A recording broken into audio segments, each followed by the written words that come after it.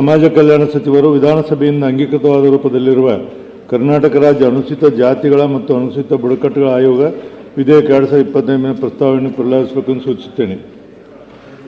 ಮಾನ್ಯ ಸಭಾಪತಿಗಳೇ, ವಿಧಾನಸಭೆಯಿಂದ ಅಂಗೀಕೃತ ರೂಪದಲ್ಲಿರುವ 2025 ಸಾಲಿನ ಕರ್ನಾಟಕ ರಾಜ್ಯ ಅನುಸೂಚಿತ ಜಾತಿಗಳು ಮತ್ತು ಅನುಸೂಚಿತ ಬುಡಕಟ್ಟುಗಳ ಆಯೋಗ ತಿದ್ದುಪಡಿ ವಿಧೇಯಕವನ್ನು ಪರ್ಯಾಲೋಚಿಸಬೇಕೆಂದು ಸೂಚಿಸುತ್ತೇನೆ.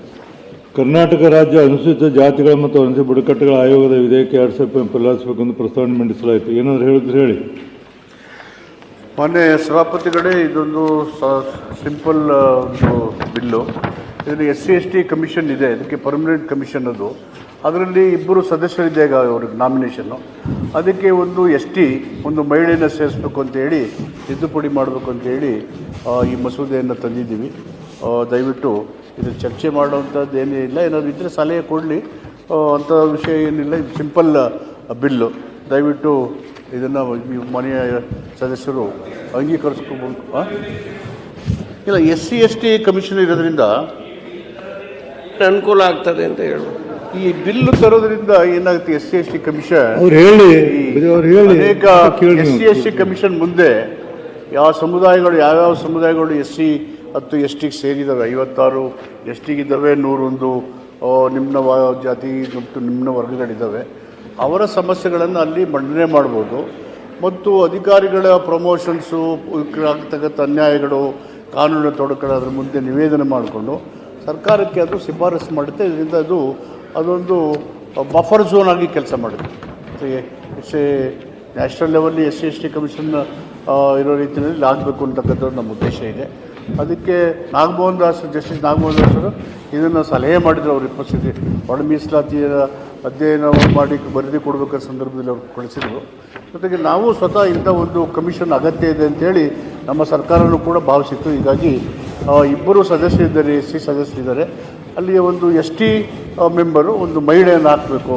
2 ಸದಸ್ಯರ ಬದಲು 4 ಮಾಡಿ ಅದರಲ್ಲಿ ಒಂದು ST ಒಂದು ಮಹಿಳೆ ಇರಬೇಕು ಅಂತಕ್ಕಂಥದ್ದು ಅಷ್ಟೇ ಈ ಬಿಲ್ಲಿನ ಮಾನವತೆ. 2 ಮೆಂಬರ್ಸ್ ಅವ್ರು ಹೇಳ್ತಿರೋದು ಇಂಟರ್ನಲ್ ರಿಸರ್ವೇಷನ್ ಮಾತಾಡ್ತಾ ಇದ್ದಾರೆ. ನೆಕ್ಸ್ಟ್ ಬರುತ್ತೆ SC/ST ಯಾಕೆ ಹೇಳ್ತೀನಿ ನೋಡು ಮುಗಿತಾನೆ. ಸಿಟಿ ರವಿ ಬೇರೆ ಬಿಲ್ಲಿಗೆ ಬರ್ತೇವೆ ಸರ್. ಸಿಟಿ ರವಿ.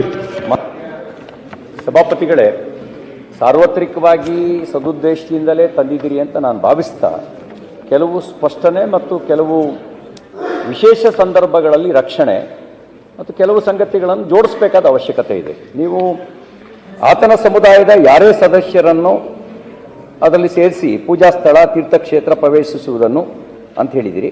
ಅಲ್ಲಿ ಸಾಮಾಜಿಕ ಬಹಿಷ್ಕಾರ ತಾನೆ. Defined to include 2 more members in addition to 2 members exist already. ಅದರಲ್ಲಿ ST ಇರಬೇಕು, ಒಂದು ಮಹಿಳೆ ಇರಬೇಕು. Very simple bill. ಇವ್ರು ಮಾತಾಡೋದು ರಿಸರ್ವೇಷನ್, ಇವ್ರು ಮಾತಾಡಿದ್ದು social boycott. They are 2 different bills. ಅವರು ಭುಜಗೌಡ ಅವರು ಚಿಕ್ಕಮಗಳೂರು ಕಡೆ ಅದಾರ. ಅದಕ್ಕೆ ಶಾಂತಾರಾಮ್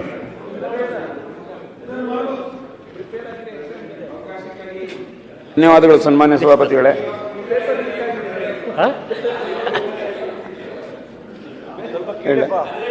ಮಾತಾಡಿ ನೀವು. ಸಚಿವರ ಗಮನವನ್ನು ಆ ಕಡೆನೇ ಇದೆ ನನ್ನ ಗಮನ. ಕರ್ನಾಟಕ ರಾಜ್ಯ ಅನುಸೂಚಿತ ಜಾತಿಗಳ ಮತ್ತು ಅನುಸೂಚಿತ ಬುಡಕಟ್ಟುಗಳ ಆಯೋಗ ತಿದ್ದುಪಡಿ ವಿಧೇಯಕ 25. ಈ ಒಂದು ವಿಧೇಯಕವನ್ನು ನಾನು ಸ್ವಾಗತಿಸ್ತೇನೆ. ಆದರೆ ಒಂದು ಸಣ್ಣ ಸ್ಪಷ್ಟೀಕರಣ ಕೇಳ್ತಾ ಇದ್ದೇನೆ. ಇಲ್ಲಿ ಒಬ್ಬ ವ್ಯಕ್ತಿ ಮತ್ತು ಮಹಿಳೆ ಅಂತ ಹೇಳಿದಿರಿ. ಈ ವ್ಯಕ್ತಿ ಅನ್ನೋದು ಪುರುಷನ ಮಹಿಳೆನೂ ಸ್ಪಷ್ಟಿದ್ರೆ ಒಳ್ಳೆಯದು. ಇಲ್ಲ ನಾಳೆ ವ್ಯಕ್ತಿ ಅನ್ನೋದಕ್ಕೆ ಮಹಿಳೆ ವ್ಯಕ್ತಿ ಅಲ್ವಾ ಅಂತ ಸಂಶಯ ಬರಬಾರ್ದು ಅನ್ನುವಂಥದ್ದು.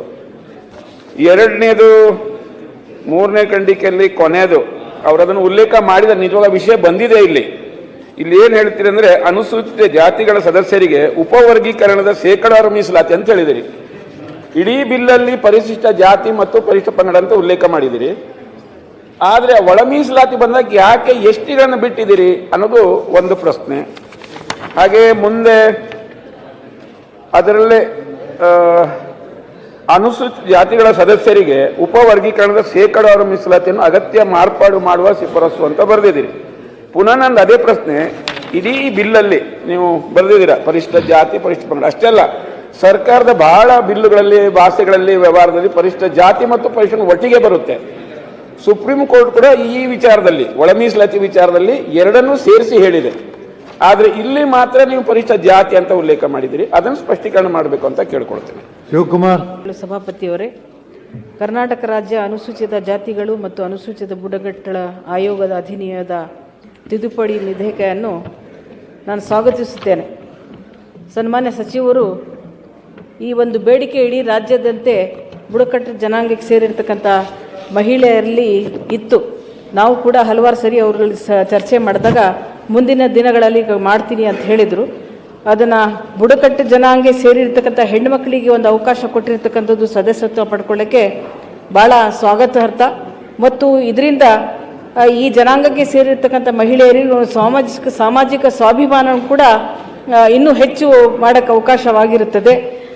ಇದರಲ್ಲಿ ನಮ್ಮ ಶಿವಕುಮಾರ್ ಅವರು ಹೇಳೋ ಹಾಗೆ ನನ್ನ ಒಂದು ಗಮನಕ್ಕೆ ಇರ್ತಕ್ಕಂಥ ನನ್ನ ನಾಲೆಡ್ಜ್ ಪ್ರಕಾರ ವಿದ್ಯಾರ್ಹತೆ ಇರಬೇಕು. ಈಗಾಗಲೇ ಯಾವುದೇ ಆಯೋಗದ ಸದಸ್ಯರಾಗಬೇಕಾದ್ರೆ ಒಂದು ಪದವೀಧರ ಆಗಬೇಕು ಅಂತ ಇದೆ.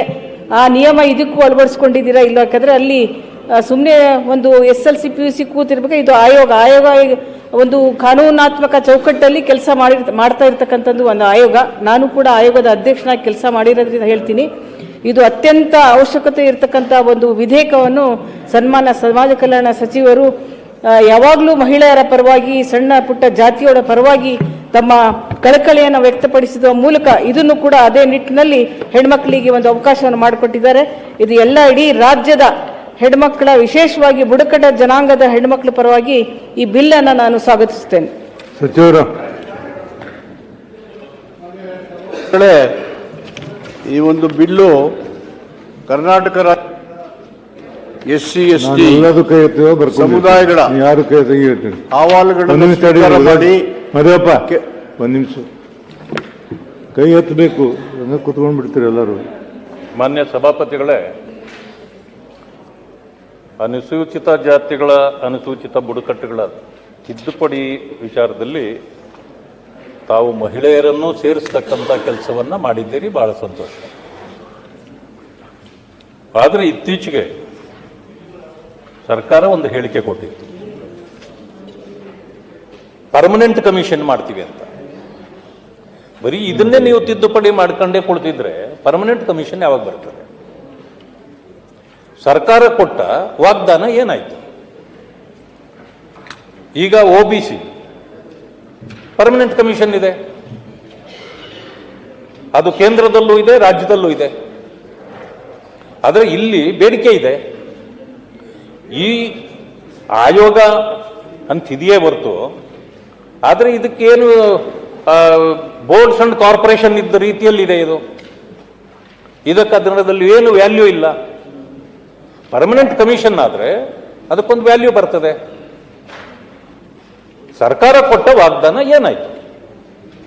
ನೀವು ಅದನ್ನು ತರೋದ್ರ ಬದಲು ಅದರಲ್ಲೇ ಮಾಡಬಹುದು ಇದನ್ನ. ಮತ್ತೆ ಎಸ್ಸಿಗಳಿಗೂ ಒಂದು ಆಯೋಗ, STಗಳಿಗೂ ಒಂದು ಆಯೋಗ ಕೇಂದ್ರದಲ್ಲಿದೆ. SC ST ಒಟ್ಟಿಗೆ ಇತ್ತು ಮೊದಲು, ಈಗ ಅದನ್ನು ಬೈಫರ್ಕೇಟ್ ಮಾಡಿದ್ದೀವಿ. ಮಾಡಿದ ಮೇಲೆ ಈಗ ಮಾನ್ಯ ಮುಖ್ಯಮಂತ್ರಿಗಳು ಕಳೆದ ಇದರಲ್ಲಿ ಹೇಳಿದ್ದಾರೆ ಪರ್ಮನೆಂಟ್ ಕಮಿಷನ್ ಮಾಡ್ತೀವಿ ಅಂತ. ಮತ್ತು ವಾಗ್ದಾನ ಕೊಟ್ಟ ಮೇಲೆ ನೀವು ಪರ್ಮನೆಂಟ್ ಕಮಿಷನ್ನೇ ಮಾಡಬೇಕಾಗಿತ್ತೆ ಹೊರತು ಇದು ಯಾಕೆ ಬೇಕಾಗಿತ್ತು? ಈಗ ಅದರಲ್ಲೇ ಸೇರಿಸ್ಬೋದು. ನೀವು ಮಹಿಳೆಯರಿಗೆ ಅವಕಾಶ ಕೊಡಿ, ಎಲ್ಲರಿಗೂ ಅವಕಾಶ ಕೊಡಿ, ತಪ್ಪೇನಿಲ್ಲ. ಬಟ್ ಪರ್ಮನೆಂಟ್ ಯಾವಾಗ ಮಾಡ್ತೀರಿ? ಕಮಿಷನ್ ಬೇಕು, ಜನ ಕೇಳ್ತಾರೆ ಅದನ್ನ ಯಾವಾಗ ಮಾಡ್ತೀರಿ ಕೇಳಿ. ಮಾನ್ಯ ಸಭಾಪತಿಗಳೇ, ಮಾನ್ಯ ಸದಸ್ಯರು ಅನೇಕ ವಿಷಯನ ಮಾತಾಡಿದ್ದಾರೆ. ಈ SC ST ಕಮಿಷನ್ನು ಇರ್ತಕ್ಕಂಥದ್ದು ಪರ್ಮನೆಂಟ್ ಕಮಿಷನ್ನೇ ಎಲ್ಲ ಅಧಿಕಾರವನ್ನು ಕೊಡೋದು ಪರ್ಮನೆಂಟ್ ಕಮಿಷನ್ನೇ ಇದು. ಅದಕ್ಕೆ ಈಗ ತಿದ್ದುಪಡಿ ತಂದು ಅದನ್ನು ಪರಿಪರಿಷ್ಕರಿಸಿದ ಎಲ್ಲ ಅಧಿಕಾರವನ್ನು ಈ ಒಂದು ಸಮಿತಿಗೆ ಕೊಟ್ಟು ಈ ಮಾಡುವಾಗ 2 ಸದಸ್ಯರನ್ನು 4 ಜನ ಸದಸ್ಯರಾಗಿ ನೇಮಕ ಮಾಡೋದಕ್ಕೆ ತಂದಿರ್ತಕ್ಕಂಥ ತಿದ್ದುಪಡಿ. ಅದರಲ್ಲಿ ಕಂಪಲ್ಸರಿಯಾಗಿ ಒಬ್ಬ ST ಇರಲೇಬೇಕು, ಒಂದು ಮಹಿಳೆ ಇರಬೇಕು. ಈಗ ಇಬ್ಬರಿದ್ದರು, ಅದನ್ನು ಮಾಡಿದ್ದೇವೆ. ಮತ್ತು ಇದರ ಉದ್ದೇಶನೇ ಪರ್ಮನೆಂಟ್ SC/ST ಕಮಿಷನ್ ಆಗಬೇಕು ಅಂತ. SC/ST ಪರ್ಮನೆಂಟ್ ಕಮಿಷನ್ ಎಲ್ಲ ಅಧಿಕಾರವನ್ನು ಈ ಒಂದು ಇದಕ್ಕೆ ಕೊಟ್ಟು ಅದರಲ್ಲಿ 4 ಜನ ಸದಸ್ಯರನ್ನು ಮಾಡಿ ಕಾಲಕ್ಕೆ ಇಲ್ಲಿ ಸಮುದಾಯಗಳಲ್ಲಿ ಸೆನ್ಸಸ್ ಆಗುತ್ತೆ, ಮೀಸಲಾತಿಯ ವಿಷಯಗಳು ಬರ್ತವೆ, ಕೆಲವು ಜಾತಿಗಳು ನಮ್ಮನ್ನು ಸೇರಿಸಿ ಅಂತ ಬರ್ತಾರೆ, ಅವೆಲ್ಲವನ್ನು ಈ ಸಮಿತಿ ಮುಂದೆ ಹೇಳಿ ನ್ಯಾಷನಲ್ ಕಮಿಷನ್ಗೆ ರೆಕಮೆಂಡ್ ಮಾಡ್ತಾರೆ ಅವರು. ಈ SC/ST state commission which is a permanent commission, ಅದಕ್ಕೆ ರೆಫರ್ ಮಾಡಿ ಸಮಸ್ಯೆಗಳನ್ನು ಬಗೆಹರಿಸ್ಕೊಳ್ಳೋದಕ್ಕೆ ಇದು ಒಂದು ಉಪಯುಕ್ತವಾದಂಥ ಒಂದು ಬಿಲ್ಲು. ಹೀಗಾಗಿ ಮಾನ್ಯ ಸದಸ್ಯರು ಹೇಳಿದ್ದಾರೆ ಎಜುಕೇಷನ್ ಕ್ವಾಲಿಫಿಕೇಷನ್ ಇಷ್ಟಿರಬೇಕು, ಹೀಗಿರಬೇಕು. ಬಟ್ ಇದನ್ನು ಈ ಒಂದು ಸಮಿತಿ, ಈ ಒಂದು ಕಮಿಷನ್ ಅರ್ಹ ಮತ್ತು ಯೋಗ್ಯ ಅಭ್ಯರ್ಥಿಗಳನ್ನೇ ಈ ಸಮಿತಿಯ ಸದಸ್ಯನಾಗಿ ನೇಮಕ ಮಾಡಲಿಕ್ಕೆ ಕ್ರಮ ತಗೊಳ್ತೀವಿ. ಹೀಗಾಗಿ ಇದೊಂದು SC/ST ಸಮುದಾಯಗಳ ಹಕ್ಕುಗಳನ್ನು, ಹಿತವನ್ನು, ನ್ಯಾಯವನ್ನು ಕಾಪಾಡುವಂಥ ಒಂದು ಪರ್ಮನೆಂಟ್ ಕಮಿಷನ್. ಹೀಗಾಗಿ ಮಾನ್ಯ ಸದಸ್ಯರು ಈ ಒಂದು ಬಿಲ್ಲಿಗೆ ಅನುಮತಿಯನ್ನು ಕೊಡಬೇಕು ಅಂತೇಳಿ ತಮ್ಮ ಮೂಲಕ ಮನವಿ ಮಾಡ್ತೇನೆ. This is not A permanent commission. ನಾನು ಹೇಳಿದ್ದೇನೆ, ಬೋರ್ಡ್ಸ್ ಅಂಡ್ ಕಾರ್ಪೊರೇಷನ್ ರೀತಿಯೇ ಇದು ಕೂಡ ಒಂದು ಬೋರ್ಡ್ ಬರ್ತು. ಆಯೋಗ ಅಂತ ಹೆಸರಿರ್ಬೋದು, ಕಮಿಷನ್ ಅಂತ ಹೆಸರಿರ್ಬೋದು. ಈ ಬಿಲ್ ತಂದಿರೋದೇ ಅಲ್ಲ, ಇದು ಪರ್ಮನೆಂಟ್ ಕಮಿಷನ್ ಆಗಬೇಕು ಅಂತ. ಇದರಲ್ಲಿ ಏನು ಇಲ್ಲ. ಇದು ಕ್ಯಾಬಿನೆಟ್ ಅಲ್ಲಿ ಕೇಳಿ ಪ್ಲೀಸ್, ಕ್ಯಾಬಿನೆಟ್ ಅಲ್ಲಿ ಡಿಸಿಷನ್ ಮಾಡಿ ಪರ್ಮನೆಂಟ್ SC/ST ಕಮಿಷನ್ ಮಾಡಬೇಕು ಅಂತೇಳಿ ನಾಗಮೋಹನ್ ದಾಸ್ ಅವರವರ ಸಮಿತಿ ಕೂಡ ರೆಕಮೆಂಡ್ ಮಾಡಿ, ಆ ಹಿನ್ನೆಲೆಯಲ್ಲಿ ನಾವು ಇದು ಪರ್ಮನೆಂಟ್ ಕಮಿಷನ್ ಆಗಬೇಕು ಅನ್ನೋ ಕಾರಣಕ್ಕೇ ಈ ಬಿಲ್ಲನ್ನು ತಂದು ಪರ್ಮನೆಂಟ್ ಕಮಿಷನ್ ಎಲ್ಲ ಅಧಿಕಾರವನ್ನು ಈ ಒಂದು ಸಮಿತಿಗೆ ಕೊಡ್ತೇವೆ. ಕಡೆ ಇದರಲ್ಲಿ SC/ST ಎರಡೂ ಇದೆ. ಇವತ್ತಿನ ವ್ಯವಸ್ಥೆಯಲ್ಲಿ SC ಮತ್ತೆ ST ಬೇರೆ ಬೇರೆ ಇದೆ. ಬೇರೆ ಬೇರೆ ಇದ್ದ ಮೇಲೆ ಅದನ್ನ ಮಾಡಕ್ಕೆ ತಂದಿದ್ದೀವಿ ಅಂತ ಆಗೋದಿಲ್ಲ. ಇದರಲ್ಲಿ ಅಥವಾ ಇದರಲ್ಲಿ ನಮೂದು ಮಾಡ್ರಿ, ಇದರಲ್ಲಿ ನಮೂದು ಮಾಡ್ರಿ permanent commission SC/ST commission to act itself is a permanent commission. ಆಯ್ತು, that itself is a it acts as a court. It functions as a court. ಒಂದು ನಿಮಿಷ. It functions as a court. The 2002 Act itself is a permanent commission, and we give more power to that. It acts as a court. The commission itself, through an act, is a permanent commission. There is no need to have any doubt. ಇದು permanent commission ಆಗೋದಿಲ್ಲ sir. Act ಪ್ರಕಾರ ಅವ್ರು ಹೇಳ್ತಾರೆ. ಈಗ OBC commission ಇದೆ. ಒಂದು ಸಾರಿ chairman appoint ಮಾಡಿದ ಮೇಲೆ ಯು ಕೆನಾಟ್ ಚೇಂಜ್ ಇಟ್. ಇಲ್ಲಿ ಯಾರನ್ನ ಯಾವಾಗ ಬೇಕಾದ್ರೂ ಚೇಂಜ್ ಮಾಡ್ತಾರೆ. ಹಂಗಿದ್ಮೇಲೆ ಅದು ಯಾವ ಆಗ್ತದೋ ಅದ್ರಲ್ಲಿ ಹೇಗೆ ಬರ್ತದೆ? ಈಗ ಬೋರ್ಡ್ಸು ಕಾರ್ಪೊರೇಷನ್ಸು ಎಲ್ಲ ಸರ್ಕಾರ ಬದಲಾದಾಗ ಎಲ್ಲರನ್ನು ನಾವು ಅಧ್ಯಕ್ಷರುಗಳನ್ನ ರಿಸೈನ್ ಮಾಡಿ ಅಂತ ಹೇಳ್ತೀವಿ. ಅದ್ರ ಜೊತೆಯಲ್ಲಿ SC ಕಮಿಷನ್ ರಿಸೈನ್ ಮಾಡ್ತಾರೆ ಅವರು. ಯಾಕೆಂತಂದ್ರೆ ಅಲ್ಲಿ ಪರ್ಮನೆಂಟ್ ಕಮಿಷನ್ ಆಗಿದ್ರೆ OBCಯಲ್ಲಿ ಹೇಗಿದೆಯೋ ಅವರು ಪರ್ಮನೆಂಟ್, ಯಾವುದೇ ಸರ್ಕಾರ ಬದಲಾದ್ರೂ ಕೂಡ ಅವರು ಬದಲಾಗಲ್ಲ. ಇದ್ಯಾವುದಿದೆ ರಾಂಗ್ ಮೆಸೇಜ್ ಕೊಡೋದು ರಾಜ್ಯಕ್ಕೆ. This is not correct. ಮಾನ್ಯ ಸಭಾಪತಿಗಳೇ, ಇದೇನು ರಾಂಗು ಇಲ್ಲ ಅಥವಾ ಸುಮ್ಮನೆ ಹಾಗೆ ಕೊಟ್ಬಿಡಿ ಅಂತ ಹೇಳೋ ಪ್ರಶ್ನೆನೂ ಇಲ್ಲ. To protect and safeguard the interest of the SC/ST, the act is being promulgated in 2002, which is a permanent act. The commission functions as a court. ಜೊತೆಗೆ ಈ commission is A statute, constitutionally created bodies ಇವೆಲ್ಲ, ಸಂವಿಧಾನದ ಅದಕ್ಕೆ ನೀವು ಅಧ್ಯಕ್ಷನ ಯಾಕೆ 3 ವರ್ಷ 4 ವರ್ಷ ಬದಲಾವಣೆ ಮಾಡ್ತೀರಿ ಈಗ ಅಂತ ಅವು ಆಗ್ತದೆ. The commission remains as it is. The person goes and comes, but it functions as A court. All powers are being vested with the commission. ಹೀಗಾಗಿ ಅದರಲ್ಲಿ ಅನುಮಾನ ಪಡುವಂಥದ್ದು ಏನೂ ಇಲ್ಲ. ದಯವಿಟ್ಟು ಮಾನ್ಯ ಸದಸ್ಯರು ಅನುಮಾನಕ್ಕೆ ಅವಕಾಶ ಕೊಡದ ರೀತಿಯಲ್ಲಿ ಇದೊಂದು ಶಾಶ್ವತ ಕಮಿಷನ್ ಆಗಿ ಕೆಲಸ ಮಾಡಲಿಕ್ಕೆ ಆಕ್ಟಿನ ಮುಖಾಂತರನೇ ಅವ್ರು ಹೇಳ್ದಂಗೆ ಮಾಡ್ತಿರಲ್ಲ ನೀವು. ಅವ್ರು ಹೇಳ್ದಂಗೆ ಮಾಡ್ತಿರಲ್ಲ. ವಿರೋಧ ಪಕ್ಷ ಪರಿಣಾಮಕಾರಿಯಾಗಿ ಕೆಲಸ ಒಂದು ಪರ್ಮನೆಂಟ್ ಕಮಿಷನ್ನೇ ಇದು. ಅದಕ್ಕೆ ಹೆಚ್ಚು ಶಕ್ತಿಯನ್ನ ಏನು ಅಗತ್ಯ ಇದೆ ಪರ್ಮನೆಂಟ್ ಕಮಿಷನ್ ಕೆಲಸ ಮಾಡೋದಕ್ಕೆ, ಅವೆಲ್ಲವನ್ನ ನಾವು ಕೊಡ್ತೀವಿ. ಅಭ್ಯಂತರ ಇಲ್ಲ. ಇದನ್ನು ನಾನು ಬಿಲ್ಲನ್ನೇನು ವಿರೋಧ ಮಾಡಿಲ್ಲ. ನಾನು ಕೇಳ್ತಿರ್ತಕ್ಕಂಥದ್ದು ಇದು ಪರ್ಮನೆಂಟ್ ಕಮಿಷನ್ ಅಲ್ಲ. ಅವರು ಹೇಳಿ ಇದು ಹೌದು ಇದೇ ಪರ್ಮನೆಂಟ್ ಕಮಿಷನ್ ಅಂತೇಳಿ ತಿದ್ದುಪಡಿ ತರಲಿ, ನಮ್ದೇನೂ ಅಭ್ಯಂತರ ಇಲ್ಲ. 2002ರಲ್ಲಿ ಅದನ್ನ ಪರ್ಮನೆಂಟ್ ಕಮಿಷನ್ ಅಂತ ಮಾಡಿದ್ದಾರೆ SC/ST ಅಂತ ದಯವಿಟ್ಟು ನೋಡಿ sir.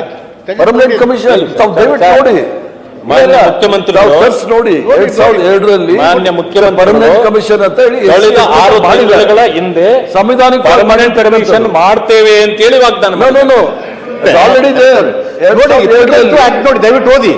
Go through the act. Please. ಇದ್ರ ಜಿಜ್ಞಾಸೆ ಆಗಲಿ ಮಂತ್ರಿಗಳು ಸುಳ್ಳು ಹೇಳಿದ್ರೆ ನೀವು ಪ್ರಿವಿಲೇಜ್ ಮೋಷನ್ ಮೂವ್ ಮಾಡಿ ಅವ್ರ ಮೇಲೆ very clear.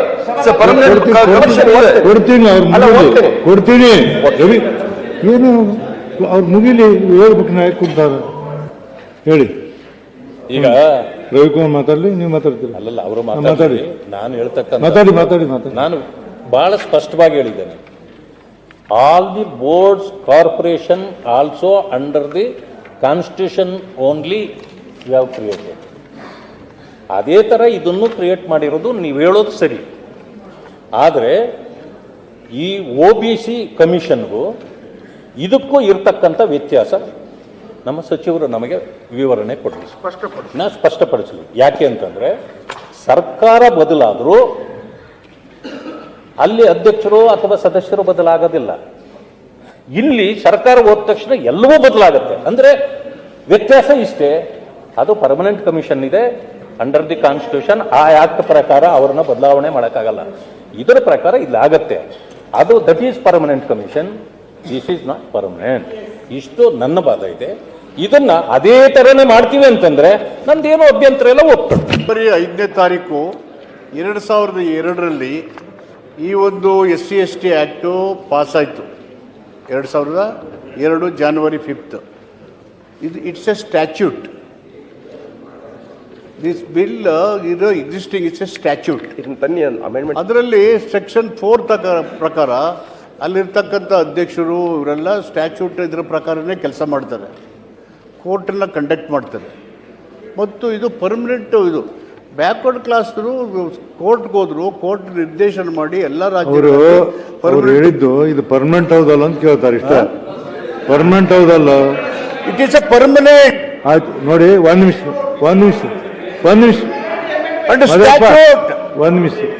ಮದಪ್ಪ, which is already existing from January 5th and 2002 Act, which is a statute. ಒಂದ್ ನಿಮಿಷ ಒನ್ಲಿ ರಿಕ್ವೆಸ್ಟ್, ಮೆಂಬರ್ ನಾಮಿನೇಟ್ ಮಾಡುವಾಗ ಇಬ್ಬರಿದ್ದಾರೆ, ಇನ್ನಿಬ್ಬರು ಕೊಡಿ, ಅದರಲ್ಲಿ ಒಬ್ಬ ST ಇರಲಿ, ಒಂದು ಮಹಿಳೆ ಇರಲಿ ಅಂತ ರಿಕ್ವೆಸ್ಟ್ ಮಾಡಿ. ಅದ್ಬಿಟ್ಟು ಇದನ್ನ ಯಾವುದೋ ರಾಜಕೀಯ ಕಾರಣಕ್ಕೋ ಸುಮ್ಮನೆ ಕಾಟಾಚಾರಕ್ಕೋ ತಂದದ್ದಂತೂ ಖಂಡಿತ ಅಲ್ಲ. ಇದನ್ನ ಬಲಪಡಿಸೋಕೆ ಆಲ್ರೆಡಿ ಇಟ್ಸ್ ಎ ಸ್ಟ್ಯಾಚ್ಯೂಟ್.